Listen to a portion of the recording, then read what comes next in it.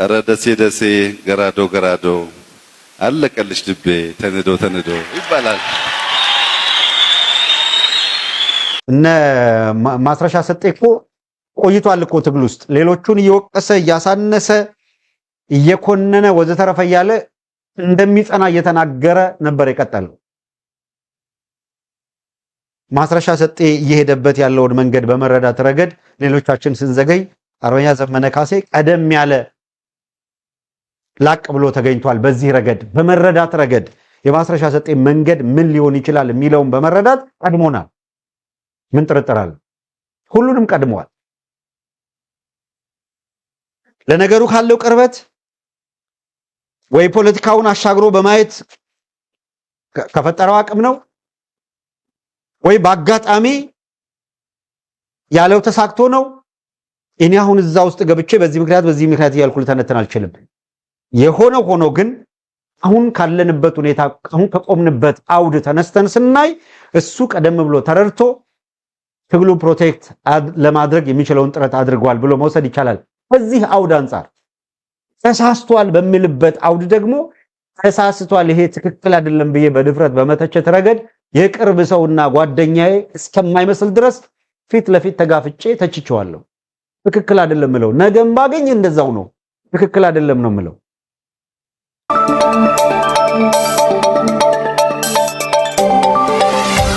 ሰላም ጤና ይስጥልኝ ውድ የኮስተር ሚዲያ ቤተሰቦች፣ ከሀገር ውስጥና ከባህር ማዶ ያሰባሰብናቸውን ዜናዎች፣ ትንታኔዎችና የህብረተሰብ ምልከታዎችን ይዘን ቀርበናል።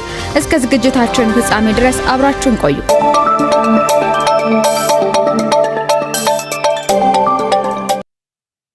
በነገራችን ላይ እንዴት ተቸኸው ብለው የተጣሉ ሰዎች እንዴት ተቸኸኝ ብሎ እሱ እንደዛ አልተጣለም። ባመንኩበት ጉዳይ መተቸት ማለት ወደ ኋላ ማለልበት ጓደኛ ነው ወንድም ነው እንትን ነው ምናምን የለም። ማንም ይሁን ስህተት ሰርቷል ተብሎ ሲታሰብ ስህተት ነው። ጥሩ ሲሰራ ደግሞ ቋሚ ጠላቱ ነህ። ወጣቱን ከመጠበቅ ይልቅ ጥሩ ሲሰራ ጥሩ ሰርቷል ብለህ ብትደግፍ የተሻለ ነው የሚሆነው። በተሳሳተባቸው ጉዳዮች ልክ አይደለም ባለባቸው ጉዳዮች የተቸውን ሰው ጥሩ ሆኖ ሲገኝ ጥሩነቱን መናገር መልካም ነው።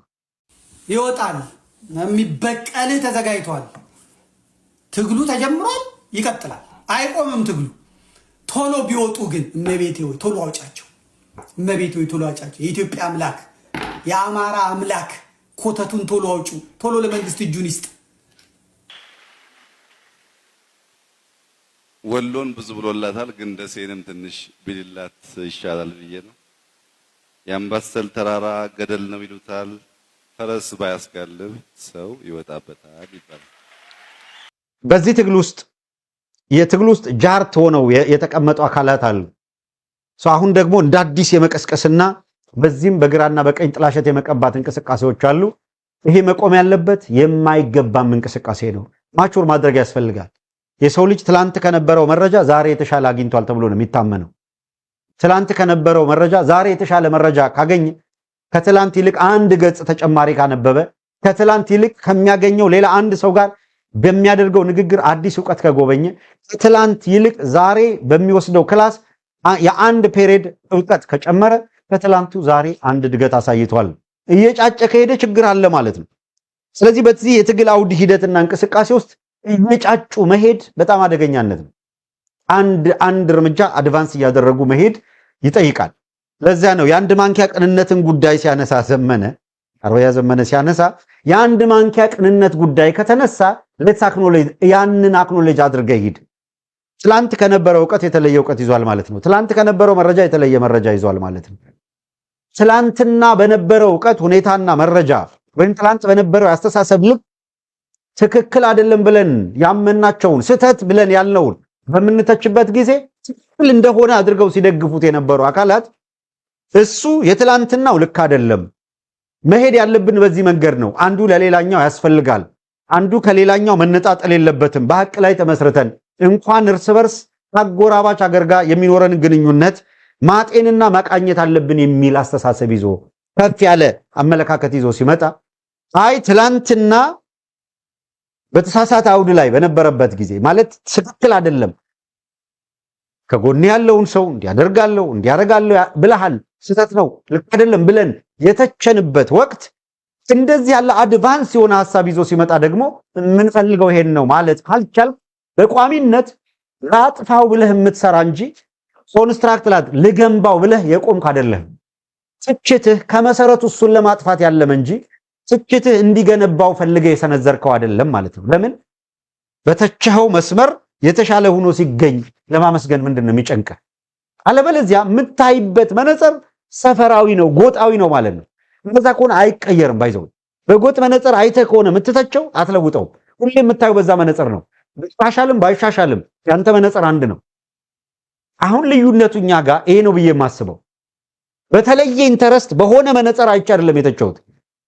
ትክክል ስህተት ነው ብዬ ሳምን ስህተቱን ነው የተቸውት። ትክክል ሲሆን ትክክል ነው የምለው። ስለዚህ ወሎ ሲመጣ ሰው መሆን ያስፈልጋል ማለት ነው። ቶሎ ወደ ላካቸው ይሄዱ፣ ቶሎ ይሄዱ፣ ጸልዩ በእናትህ። አሁን ስለ አንድነቱ ተናግሬ አላውቅም እኔ። አንድ ሊሆኑ ነው እሳትና ጭዳ እንዳይሆንም ነገርኩ። እስክንድርና አንድ አይሆኑም ነገርኳችሁ። እራሱ እዛ ያሉት ለፍርድ ነው። ሸዋ እስክንድርን የሚፈልገው ለፍርድ ነው። ለፍርድ እበድ በመጮህ አይሆን ይሄው ነው።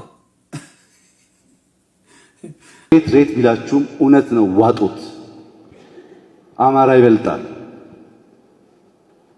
ሬት ቢላችሁም እውነት ነው። ዋጡት። እኔ እኮ እስካሁን አንድ ሰው አፈናቅዬ አላውቅም። አንድ ሰው እየደከመው ነው። በቃ ጨነቀ፣ አሳበደህ አንድነቱ፣ ጨነቀ፣ አሳበደህ አንድነቱ ይላል። የተደገሰልህን አላወቅ። የተደገሰልህ አመሰግናለሁ። አንድነቱን የምትፈጥሩ ሰዎች ደውላችሁልኛል። ያልኳችሁን ታውቃላችሁ። እነ ሻለቃ ዳዊት እግዚአብሔር ይቅናችሁ። እነ ሌሎቻችሁ በዚህ ጉዳይ ውስጥ ያላችሁ እግዚአብሔር ይቅናችሁ። እነ ሞገስ መሬት ያላችሁ እግዚአብሔር ይቅናችሁ። ያልኳችሁ ይህንን ነው። ሂዱበት፣ ግፉበት፣ በርቱበት። እኔ ፍጻሜ እስኪያገኝ ድረስ ትንፍሽ አልልም። አያገባኝም ነው ያልኩት። አያገባኝም፣ አይመለከተኝም። እዛ ውስጥ ያሉት ወንዶች ናቸው። መነጋገር ይችላሉ፣ መከራከር ይችላሉ፣ ማየት ይችላሉ፣ ማመዛዘን ይችላሉ። መብታቸው ነው ያልኩት። አለቀ። አማክራችሁኛል። ውጭ ያላችሁትም ውስጥ ያላችሁትም ሰምቻለሁ። ስም ጠቅሼ ነው እየተናገርኩ ያለሁት። ስም ጠቅሼ ዝም ብዬ ደግሞ አይደለም። እግዚአብሔር ይቅናችሁ። ተአምር ተፈጥሮ እሳትና ጭዶ አንድ ይሁንላችሁ። ለሞት ለፍርድ የሚፈለጉት ሰዎች ግን ገዳዮች፣ የአማራ ትግል ጠላፊዎች፣ በታኞች፣ እነሱን ግን ሰማይ ዝቅ ቢል ምድር ምንም ማድረግ አልችልም። እኔ አወራለሁ፣ እጽፋለሁ። አለቀ። አወራለሁ፣ እጽፋለሁ። ይኸው ነው። ሌላ ነገር የለውም። አንድ መሆን እንዴት እሱን ማጥቃት ይሆናል? እዚህ ዲሲ ላይ ትላንትና አንድ መግለጫ ያወጡት ድርጅቶች አንድነት ድርጅት ሰምታችኋል። ጠንከር ያለ ፒፒን ወገቡን የሚይዝ ነገሩን በተንተን ያደርገ የትግል ጥሪ ያቀርበዋል። ኦህዴድ ቤት መናጋት ነው የፈጠረው። በነገራችን ላይ እንኳን ደስ አላችሁ። እዚህ ዲሲ ላይ አንድነት ድርጅት ብላችሁ የፈጠራችሁ አካላት በአንድ መግለጫ እንዲህ ማርበትበት ከቻላችሁ ድርጅታችሁን ብታጠናክሩት ምን ማድረግ እንደምትችሉ አቅማችሁን ያሳያችሁት። ኮንግራቹሌሽን። ግን የተባላችሁትን ማለት የተሰጣችሁን ሚዛንና ቦታ አከላችሁና ሆናችሁ መገኘት ይጠይቃል። የተግባር ሰው ነው ትንሽ የሆነ ነገር ሲፈጠር እንደገና ወደ ኋላ እንዳትመለሱ ነው እንጂ ኮንግራቹሌሽን። የእውነት አማራ የሚገባውን ካገኘ ትርፍ አያስፈልገው። በቂ ነበር የሚገባውን ቢያገኝ። ብትፈልጉ እመኑ፣ ባታምኑም አንድ ቀን ታሪክ ይገልጠዋል። ችግር የለው። ውሸት ነው ይሄ። እንደዚህ አይነት የፖለቲካ ሻጥር ብዙ ርቀት አይወስድም። አሁን የኦሮሞ የበላይነት ብሎ የሚያስቡ ግለሰቦች የሉም ወይ? ሊኖሩ ይችላሉ። እንደሱ እያልኩ አይደለም ያለሁት። እንደዛ የሚያስቡ የኦሮሞ ሰዎች ካሉ፣ እንደዛ የሚያስቡ የአማራ ሰዎች ካሉ ልነግራችሁ የምፈልገው በበላይነት ስሜት መቼም ማንም ሰው ኦሮሞንም አማራንም ማሸነፍ አይችልም። ማሸነፍ የሚቻለው በአንድነትና በትብብር ብቻ ነው። 4 ኪሎን እንዲያስጨንቃችሁ የኦህዴድ ኃይሎች ለግብግብ እንዲወጡ ካደረጋችሁ ቤስት ኢፒዳ ይሄን ጠብቆ ይሄንን ከፍ ያደርጉ መሄድ ይገባል። ትላንትና የስትከታተሉን የነበራችሁ አካላት ተከታተላችኋል። ዱም እንቅቅ ያለ መግለጫ ነው። በመግለጫዎቻቸው ለህዝብ ጥሪ አድርገዋል። አንድ እንሁን ብለዋል። ከሌን አልለቀፉ፣ ከሌን አልደገፉ፣ ከሌን አላዋረዱ፣ ከሌን አረጉ። መበታተን የለ፣ መገፋፋት የለ፣ ማውገዝ የለ፣ መወጋገዝ የለ። ጥንቅቅ ባለ በሁኔታ ትግሉን ወደ መሃል እናሰባስብ። ዲያስፖራ ላይ ያለው በጋራ እንሁን፣ የጋራ ንቅናቄ እናድርግ። አገር ቤትም ለሚደረጉ ማናቸውም የህልውና ትግል እንቅስቃሴ ለአማራ ህዝብ ትግል መሪ ሆነው የመጡት የትኛውንም አካል አጋር ሆነን በምንችለው ደግፈን እንቆማለን ያሉት። በቃ ዛትሲት አንድነት፣ የጋራ የአብሮነት ሴንተር መሆን። አይ ከከሌ ጀርባነን ከከሌ ጎንነን እኛ ያፋሃነን እኛ ያፋባሃነን እኛ እንትነን የሚለው ውስጥም እኮ አልገቡ። ሁሉም ለአማራ ህልውና ትግል ይበጃል ለሚል ነገር አብረን ቆመናል አለን የሚል እንደው እስከዛሬ ከሚመጣው እዛም እዚህም ተወነጋግሮ ከመቆም ወጣ ያለ ብስ የሚል አይነት ነገር መጣ። በዚህ የሚከፋ ማን ነው? ኢፒክ አልሆነ። በቃ ይሄ እንዴት ለአማራ ትግል ቆም ያለው የሚልን አካል 30 ቦታ ያወራጫል። እነማንን ነርቫቸውን ነካቸው? እነማን አሸርጠው ማልቀስ ጀመሩ? የብልጽግና ካድሬዎች። ለዛ ነው አይ ሴድ ኮንግራቹሌሽን። መጥፎ ይደግፏችሁ ነበር። believe me መጥፎ የሚሆነው እንደዚህ ሰዎች እንደዚህ ያለ ምንጭጭቃ ቀቢ ለከህሊና የተፋተው ከህሊናቸው የተፋቱ የብልጽግና ካድሬዎች ሐሳባቸውን ደግፈው ቢቆሙ ነው የሚገርመው።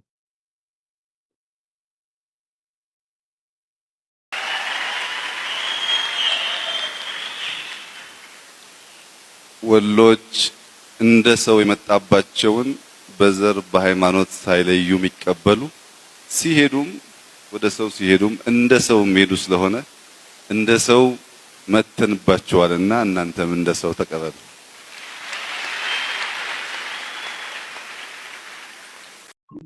ቢያንስ ልጆች አሉ። ሌላው እንኳን ይቀር። ኦኬ ብቻዬን አይደለሁም። ለልጅሽ ትኖሪያለሽ፣ ለባለቤትሽ ትኖሪያለሽ፣ ለህዝብሽ ለወጣሽ ለዓላማ ትኖሪያለሽ። ባለፈው ብዙ ነገር አውርቼሽ ነበር። ብዙ ነገር እቺ ማለት ነው። ገብርሸትን በዛ ልክ የተቃወምክ ሰው እየገረመኝ እኮ ያው ለትግሉ ለህዝቡ ስል ነው። ለትግሉና ለህዝቡ ስል ነው የቆየሁት እና ሁሉ በትፎዞ ነው፣ ሁሉ በምናምን ነው፣ ሁሉ በምናምን ነው። ምን ማድረግ ነበረብኝ? ጊዜና እንትን መጠበቅ ነበረብኝ። ነው ጥያቄ ታዲያ ገብርሸትን ያን ጊዜ ለምን ተቃወምከው በዛ ልክ? ቻኮለ ብዬ ነው መታገስ ነበረበት ብዬ ነው። ግን ከዛሬ ነገ እነዚህ ሰዎች ካልተስተካከሉ እንዴት አብሬን ይቀጥላል? እነማን ናቸው የሚስተካከሉት የምትላቸው? ራሱ ዘመነ ካሴ ራሱ ምኑን ነው የሚስተካከለው? ዘመነ ካሴ እሱን በዝርዝር አወራሻለሁ። ማለት አሁን ጽፈሽ ስራ ይሆን ያልኩት እሺ ምንሽ በአንዴ በደቂቃዎች ማወራሽ እንትን አይደለም ማለት ዘመነ ካሴ ነው ወይ ትግሉ ማለት ነው? የዘመነ ካሴ አንድ መሪ ነው። መሪ ነው። ጉባ እንደ መሪው ነው ማለት በሱ ስር ያሉት ተመሳሳይ ነው። አሁን ተረጋግጬ ምናምን ማወራሽ ሰዓት አይደለም። የጻፍሽው ነገር ስላየው ነው የጻፍኩት። ምን እንደሆነ ልንገር። የጻፍኩት የከዳሃው ወይ እጅ ሰጠኸው ተበድለህ ነው ወይ ችግር ስላለ ነው?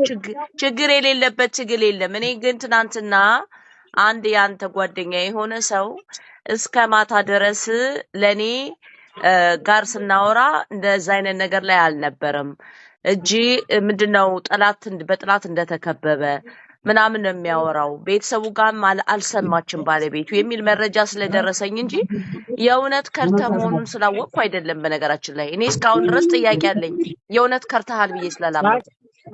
ለምን መሰለሽ ቤት ማንም ስለ ነገር እርግጠኛ አይደለም። አልፎ ቦታው ላይ ያለው ደግሞ እኔ ነኝ። ማንም ምን ሊል ይችላል? ማንም ምን ሊያወራ ይችላል? ገብቶሻል የምልሽ? እኔ ምን እንደሆነ ምናልባት አንቺ በዝርዝር አላወቅሽም። ምን ሊደርስብኝ እንደሚችል አላወቅሽም። ያለውበት ሁኔታ አላወቅሽም። መሞት አይሻልም እንዴ? እንዳንድ ወንድ ልጅ ህዝብን ክዶ ያ ሁሉ ሰው ሞቶ ለማናውቀው ለዘመነ ካሴ ብዬ መሞት ለምን ብዬ ለዘመነ ካሴ ማለት ለዘመነ ካሴ ብለህ ነበር እንዴ መጀመሪያ የወጣው? አይ የትግሉ አቅጣጫ እኮ አንቺ ስትይ ነበር። የትግሉ አቅጣጫ እኮ አሁን ትግል ላይ አይደለም ያለው። ይኸውልሽ እኔ እየሰማሽ ነው። እኔ እውነትንና ማይክ ይዤ ነው የወጣሁኝ። እንደ ሰው እንትን የለኝም፣ ሎቢስት የለኝም፣ ገንዘብ የለኝም። ጦሩንና ትግሉን ያማረን ህዝብ ነው የወጣሁኝ። እንዴት ገንዘብማ ነበረህ እኮ? እኔ እኮ ከባለ ሀብቶች ራሱ የወሰድከውን እኮ ገንዘብ አውቃለሁ። እንደውም በዚህ ህዝብ በጣም ነው የነገድከው እንጂ አይ ቢዮቲ አንቺ ነገር ደግሞ በቃ እንደው አይደለም። ለምን መሰለህ እንዴ እስከሚበቃ ድረስ ከነገድክ በኋላ እንደገና በሐቀኝነት ለህዝብ የቆሙ ጀግኖችን መወንጀል ማለት ምን ማለት ነው ይመስልሃል? እኔ አሁን ይሄንን መቀበልህ ለአንተ እና ለምን መሳተከብ የመጥቀጥ አዝማሪ አይደለሽ አንቺ አልተማርሽ ምን ይገባሻል? አንተ ልጅ የታባክ እንደምትደርስ ነው ያለ አንተ ከካም ዘመነ ካሴን አይደለም ማንንም አንተ ሽንታ። የሰዓቱ የኮስተር ሚዲያ መረጃዎች ይህን ይመስሉ ነበር። ሀሳብና አስተያየታችሁ ለእኛ ትልቅ ዋጋ ስላለው በኮሜንት ላይ አጋሩን። እንደ ሁልጊዜውም ላይክ፣ ሼር እና ሰብስክራይብ በማድረግ አብሮነታችሁን እንድታሳዩን በአክብሮት እንጋብዛለን። በቀጣይ በሌሎች ወቅታዊ መረጃዎች እስከምንገናኝ መልካም ጊዜ